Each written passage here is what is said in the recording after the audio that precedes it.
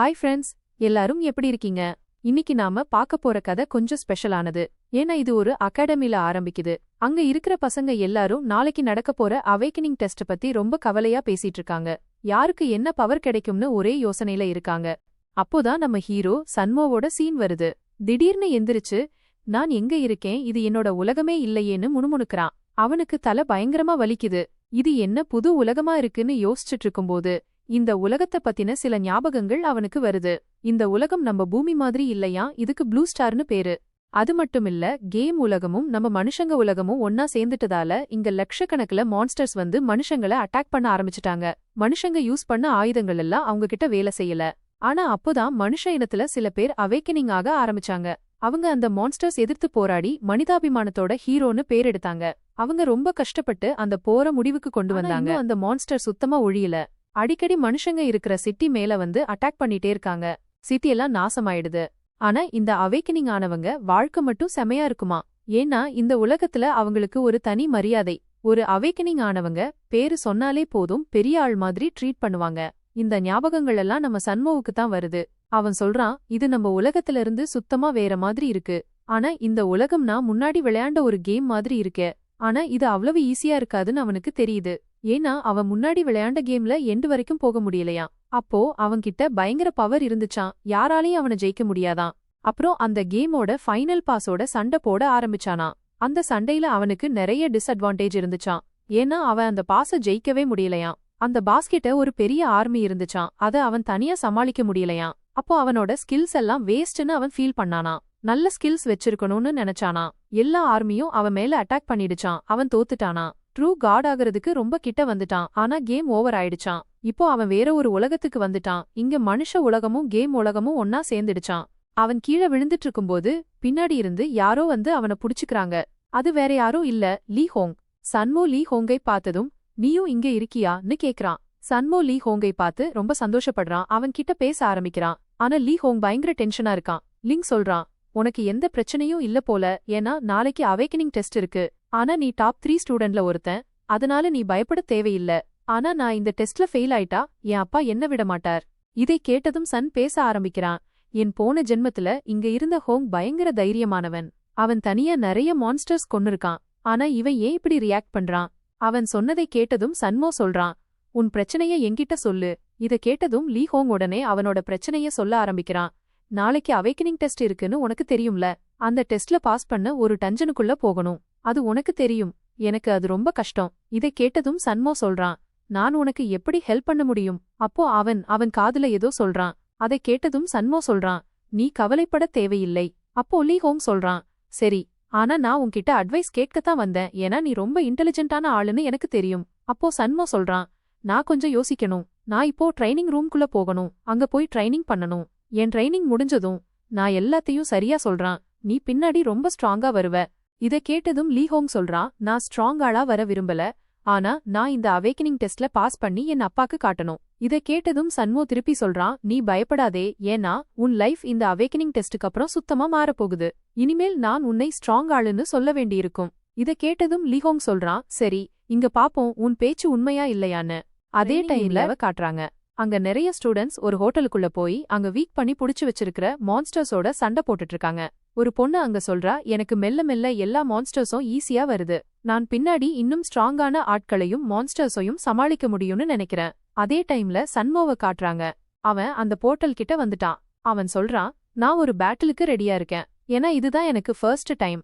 முன்னாடியெல்லாம் நான் கீபோர்ட்ல தான் இதெல்லாம் ஃபீல் பண்ணியிருக்கேன். நான் ஒரு பயங்கர ப்ரொஃபஷனல் கேமர். ஆனா இத பத்தி எனக்கு எந்த ஐடியாவும் இல்ல. ஏன்னா இதெல்லாம் எனக்கு ஃபர்ஸ்ட் டைம் நடக்குது.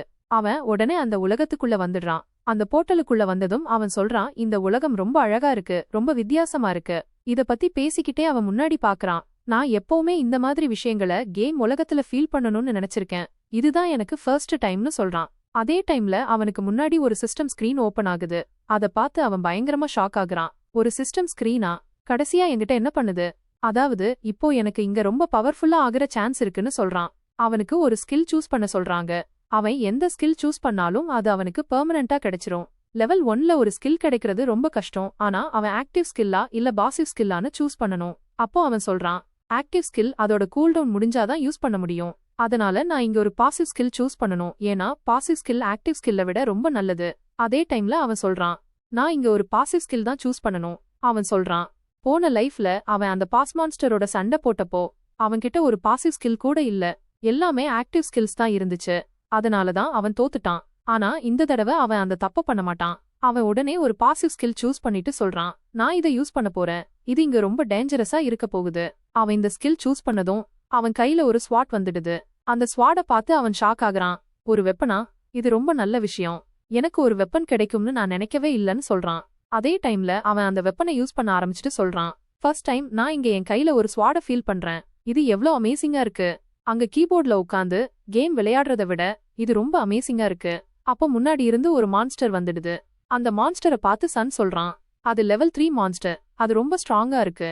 அது அவன் பக்கமா வந்துட்டு இருக்கு. சன்மோவும் அதை பார்த்துட்டு சொல்றான், சரி இங்க கொஞ்ச நேரம் ட்ரைனிங் பண்ணலாம். இதோட சண்டை போட்டு பார்க்கணும் இது எவ்வளவு ஸ்ட்ராங்கா இருக்கு, எனக்கும் இதுக்கும் எவ்வளவு கேப் இருக்குன்னு. அதே டைம்ல அந்த மான்ஸ்டரும் ரொம்ப ஃபாஸ்டா சன்மோ மேல அட்டாக் பண்ண ஆரம்பிக்குது. சன்மோவும் பதிலுக்கு அட்டாக் பண்ணிட்டு இருக்கான். சன்மோவோட அட்டாக்ஸும் அந்த மான்ஸ்டரோட அட்டாக்ஸும் ரொம்ப டேஞ்சரஸா இருக்கு. ஆனா அந்த மான்ஸ்டரோட லெவல் சன்மோவை விட அதிகமா இருக்கறதால சன்மோ மெல்ல மெல்ல தோத்துட்டு இருக்கான். ஆனா அப்போ சன்மோ அவனோட ஸ்கில்ல யூஸ் பண்றான். முன்னாடி நிறைய ஸ்லாஷஸ் யூஸ் பண்றான். அந்த மான்ஸ்டர் பின்னாடி போயிடுது. அங்க போனதும் ஒரு பெரிய வெடிப்பு நடக்குது. அத பார்த்ததும் சன் சொல்றான், அது செத்துருச்சா? ஆனா அந்த மான்ஸ்டர் இன்னும் உயிரோட இருக்கு. உடனே ரேஞ்ச் மோடுக்கு வந்துடுச்சு. ரேஞ்ச் மோடுக்கு வந்ததும் அந்த மான்ஸ்டரோட பவரும் ஸ்கில்லும் முன்னாடி இருந்ததை விட ரொம்ப ஸ்ட்ராங்கா ஆயிடுச்சு. அதனால அது ஒரே ஜம்ப்ல சன்மோவுக்கு ரொம்ப கிட்ட வந்துடுச்சு. ரொம்ப கிட்ட வந்ததும் அவன் மேல அட்டாக் பண்ணிடுச்சு. இத பார்த்ததும் சன்மோவும் ஷாக் ஆயிடுறான். அந்த மான்ஸ்டர் எப்போ இவ்ளோ கிட்ட வந்துச்சுன்னு. அவனும் அவனோட ஸ்வாட யூஸ் பண்ணி அந்த அட்டாக்ஸ டிஃபெண்ட் பண்ண ஆரம்பிச்சுட்டு சொல்றான், இந்த டைம்ல நான் அவ்ளோ ஸ்ட்ராங் இல்ல. இந்த மான்ஸ்டர் இப்போ ரேஞ்ச் மோடுல என் மேல அட்டாக் பண்ற எல்லா அட்டாக்ஸையும் என்னால தடுக்க முடியாது. ஆனா அவன் ரொம்ப ஸ்ட்ரகிள் பண்ண வேண்டி இருக்கு. ஆனாலும் அவன் எல்லாத்தையும் பண்ணிட்டு இருக்கான். அப்போ அந்த மான்ஸ்டர் அவனோட வெப்பனை யூஸ் பண்ணி அவன் தலை மேல அட்டாக் பண்ண ட்ரை பண்ணுது. அவன் அவனோட ஸ்வாட யூஸ் பண்ணி அந்த அட்டாக்ஸ தடுத்துடுறான். ஆனா கொஞ்ச நேரத்துல அந்த ஸ்வாடும் உடைஞ்சிடுது. ஆனா உடனே அவனோட ஒரு பாசிவ் ஸ்கில் ஆக்டிவேட் ஆயிடுது. அத பார்த்ததும் அவன் பயங்கரமா ஷாக் ஆகுறான். இந்த ஸ்கில் ஒரு செகண்ட் தான் வேலை செய்யும்னு சொல்றான். ஆனா இந்த டைம்ல அவன்கிட்ட அப்சல்யூட் பவர் இருக்கும் அவனுக்கு முன்னாடி இருக்கிற மான்ஸ்டரை டிஃபீட் பண்றதுக்கு. அந்த ஸ்கில்லால அவனோட ஸ்பீடு ஸ்ட்ரென்த் எல்லாம் பயங்கரமா ஏறிடுது. அந்த மான்ஸ்டருக்கு டைம் நின்னு போன மாதிரி ஆயிடுச்சு. ஆனா அந்த இடத்துல சன் இருக்கானே, அவன் அதை அட்டாக் பண்ண முன்னாடி போறான். மறுபடியும் அவனோட வெர்டிகல் ஸ்லாஷஸ் யூஸ் பண்றான். நிறைய ஸ்லாஷஸ் முன்னாடி அடிச்சதும் அந்த மான்ஸ்டரோட உயிரை எடுத்துடுறான். அந்த மான்ஸ்டர் பயங்கரமா ஷாக் ஆயிடுச்சு. இதெல்லாம் எப்படி நடந்துச்சுன்னு ஒரே செகண்ட்ல சன் சொல்றான், அதாவது என்னோட இந்த பிளாக்கிங் ஸ்கில்லுக்கு அப்புறம் எனக்கு ஒரு செகண்ட் அவ்வளவு பவர் கிடைக்குது. யாரையும் ஒரே அடியில டிஃபீட் பண்ண முடியும். இந்த ஸ்கில் ரொம்ப அமேசிங்கா இருக்கு. அவன் இத பத்தி பேசிக்கிட்டு இருக்கும்போது அந்த இடத்துல சொல்றான், சரி இப்போ நான் இங்க இன்னும் சில விஷயங்களை செக் பண்ணணும். இப்போ அவனோட ஸ்பீடும் ஸ்ட்ரென்த்தும் முன்னாடி இருந்ததை விட அதிகமாயிடுச்சு அந்த மான்ஸ்டரை கொன்னதால. அப்போ அவன் அந்த இடத்துல சொல்றான், நான் இவ்ளோ சீக்கிரம் தோத்துக்க கூடாது. இன்னும் நிறைய மான்ஸ்டர்ஸ் இங்க இருக்கணும். அவங்களையும் ஃபேஸ் பண்ணணும். அவங்க கிட்டையும் ஃபைட் பண்ணணும். ஆனா மெல்ல மெல்ல இந்த உலகத்துல சூரியன் மறைய ஆரம்பிக்குது.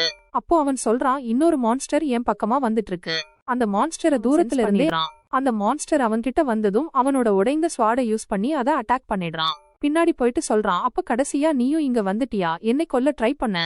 கொஞ்ச நேரத்துல அந்த மான்ஸ்டரை கொன்னதும் அவன் சொல்றான், நான் இங்க நிறைய மான்ஸ்டர்ஸையும் டீமன்ஸையும் ஏற்கனவே கொன்னுட்டேன்.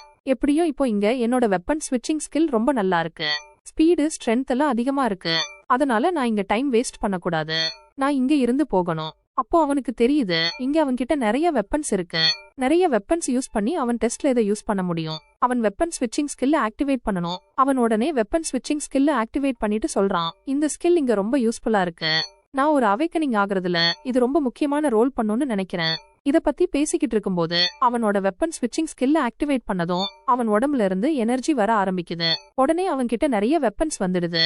அத பார்த்து அவன் ரொம்ப சந்தோஷப்படுறான். அதாவது நான் வெப்பன் வாங்க வேண்டிய அவசியமே இல்ல. என்கிட்ட ஏற்கனவே நிறைய வெப்பன்ஸ் இருக்கு. அதை யூஸ் பண்ணி நான் ஈஸியா டெஸ்ட்ல பாஸ் பண்ணிடலான்னு சொல்றான். அவன் இத பத்தி பேசிக்கிட்டு சிரிச்சுக்கிட்டே சொல்றான், சரி நாளைக்கு டெஸ்ட்ல காட்டுவோம் நாமெல்லாம் எவ்வளவு ஸ்ட்ராங்னு. இத பத்தி பேசிக்கிட்டு அவன் உடனே அந்த போர்ட்டல்ல இருந்து வெளியே போக ஆரம்பிக்கிறான். வெளியே போகும்போது சொல்றான், சரி நாளைக்கு காட்டுறேன் அவேக்கனிங் டெஸ்ட்ல நான் எவ்வளவு ஸ்ட்ராங்னு. அதே டைம்ல சீன் ஷிஃப்ட் ஆகுது. அவேக்கனிங் டெஸ்ட் சீன் காட்டுறாங்க. எல்லாரும் அந்த இடத்துல பேசிக்கிட்டு இருக்காங்க, நாங்க இங்க நிறைய சாமான்களையும் ஹீலிங் மெடிசின்ஸையும் எடுத்துட்டு போறோம். அதே மாதிரி அவங்கவங்க பர்சனல் வெப்பன்ஸும் வச்சிருக்காங்க. இத பத்தி நிறைய பேசிக்கிட்டு இருக்காங்க. அதே டைம்ல லீ ஹோங்கோட சீன் காட்டுறாங்க. அவன் ரொம்ப ஃபாஸ்டா ஓடி சன்மோ பக்கமா வந்து சொல்றான், நான் இங்க ஒரு வேலை பண்ணிட்டேன். என் அப்பாவோட காசை யூஸ் பண்ணி நம்ம டெஸ்ட் நடக்க போற மேப்ப வாங்கிட்டேன். இத கேட்டதும் சன்மோ அவன்கிட்ட சொல்றான், முட்டாள்தனம் பேசாத. நீ இவ்வளவு நேரம் ஓடினா நீ டெஸ்ட்ல பாஸ் பண்ண பேக்டோர் யூஸ் பண்றன்னு எல்லாருக்கும் தெரிஞ்சிடும். அப்போ லீ ஹோங்கவன் வாய மூடிக்கிட்டு சொல்றான், இந்த தடவை மேப் டிசைன் பண்ணது வேற யாரும் இல்ல, இங்க இருக்கிற இன்ஸ்ட்ரக்டர் லீ தான். அதனால இந்த டெஸ்ட் ரொம்ப ஹார்டா இருக்க போகுது. உனக்கு இத பத்தி தெரியும்ல. ஆனா அந்த இடத்துல சன்மோ சொல்றான், நான் உனக்கு சில விஷயங்கள பத்தி சொல்ல போறேன். இதெல்லாம் நல்லா கேட்டுக்க. இப்போ அந்த இடத்துல சன்மோ லீ ஹோங்குக்கு நிறைய ஆனா என்னன்னு நமக்கு காட்டல. லீ ஹோங் மட்டும் எல்லாத்தையும் நோட் பண்ணிக்கிட்டு நான் எப்படி மூவ் பண்ணணும்னு எனக்கு புரிஞ்சுது. ஹெல்ப் பண்ணதுக்கு தேங்க்ஸ்னு சொல்றான். சன்மோ கிட்ட கேக்குறான், நீ தனியா எத்தனை லெவல் மான்ஸ்டரை சமாளிக்க முடியும்? அதுக்கு லீ ஹோங் சொல்றான், நான்லாம் ஒரு லெவல் 5 மான்ஸ்டரை சமாளிப்பேன். அப்போ பின்னாடி இருந்து யாரோ சிரிச்சுக்கிட்டே வந்து, அப்ப நீ டெஸ்ட்ல பாஸ் பண்ண பேக்டோர் யூஸ் பண்ண போறியா? எனக்கு அப்பவே தெரியும்னு சொல்றான். அது வேற யாரும் இல்ல, மௌஃபாங். அவன் ஒரு ஜீனியஸ் ஸ்டூடெண்ட். வந்ததும் லீ ஹோங்க பயங்கரமா கிண்டல் பண்ண ஆரம்பிக்கிறான். லீ ஹோங்குக்கு பயங்கர கோவம் வந்துடுது. நான் இன்னைக்கு உன்னை கொன்னுடுவேன்னு கத்துறான். ஆனா சன்மோ அவனை தடுத்து நிறுத்தி அமைதிப்படுத்த ட்ரை பண்றான். லீ ஹோங் சொல்றான், நான் ஒரு தப்பு பண்ணணும், அவனை கொன்னுடணும். அப்புறம் என்ன நடந்தாலும் பார்க்கலாம், எனக்கு கவலை இல்ல. இத கேட்டதும் மௌஃபாங் அவன்கிட்ட வந்து சொல்றான், உன்னை விட புத்திசாலி இந்த சன்மோதான். நீ என்ன கொன்னா உனக்கு என்ன நடக்கும்னு அவனுக்கு தெரியும். சும்மா இருங்க.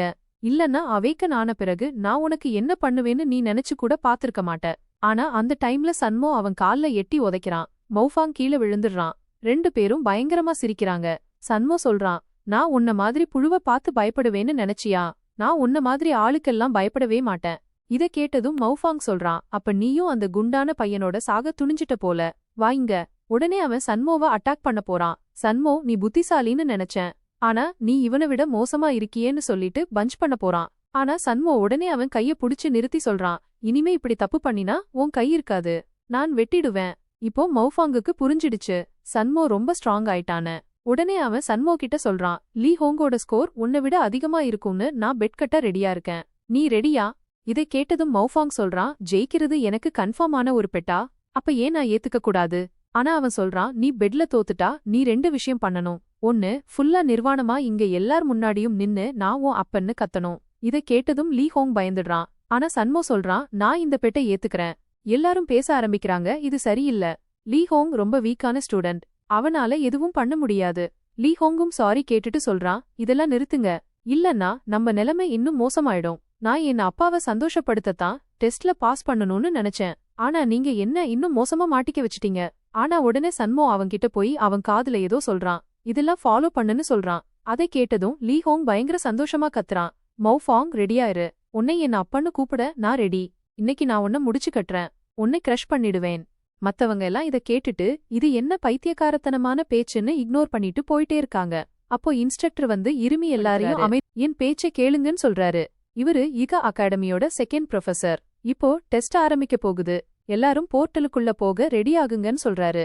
அந்த இடத்துல லீ ஹோங் சொல்றான், நான் எல்லாருக்கும் காட்டுறேன் நான் மௌஃபாங்க விட எவ்ளோ நல்லா பண்ணுவேன்னு. அதே டைம்ல சன்மோவும் உடனே அந்த போர்ட்டலுக்குள்ள போயிடுறான். சோ ஃப்ரெண்ட்ஸ், இதுதான் இதுவரைக்கும் கதை. இனி என்ன நடக்கும்னு பார்க்க ரொம்ப இன்ட்ரெஸ்டிங்கா இருக்குல்ல? மறக்காம கமெண்ட் பண்ணுங்க, லைக் பண்ணுங்க, ஷேர் பண்ணுங்க, சப்ஸ்கிரைப் பண்ணுங்க. அடுத்த எபிசோட்ல பார்க்கலாம். பாய்.